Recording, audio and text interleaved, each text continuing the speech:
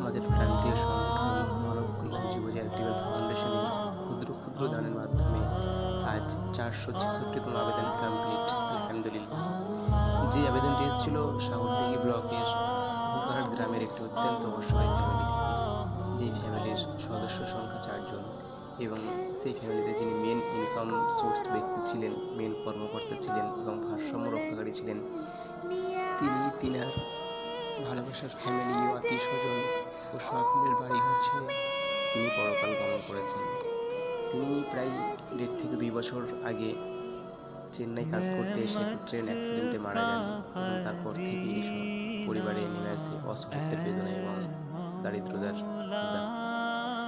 এবং সেই খোঁজটা অবশ্য আমাদের প্রাণপ্রিয় মানব কল্যাণ যুব চ্যারিটেবল ফাউন্ডেশনের কাছে আসে, এবং তারপর থেকেই যতটুকু সম্ভব সেভাবেই আমরা সহযোগিতা করে আসি।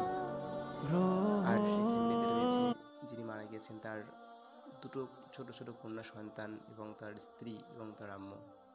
আমরা প্রত্যেকেই জানি এবং অবগত আছি, একটা ফ্যামিলিকে কন্টিনিউ টিকে থাকতে হলে মেন কিছু ইনকাম সোর্স প্রয়োজন, এবং সেই ফ্যামিলিতে যিনি ইনকাম সোর্স ব্যক্তি ছিলেন তিনি আজ পৃথিবীতে নেই। আমরা হয়তো প্রত্যেকেই বিষয়টা ভালো মতো অসহায়ত্বের ব্যাপারটা বুঝতে পারছি। অজস্র ধন্যবাদ টিম মেম্বার্সদের, পাশাপাশি যারা এই আবেদন উপস্থিত ছিলেন তাদেরও।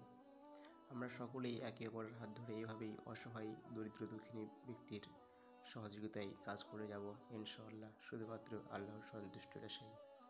ধন্যবাদ সকলকেই।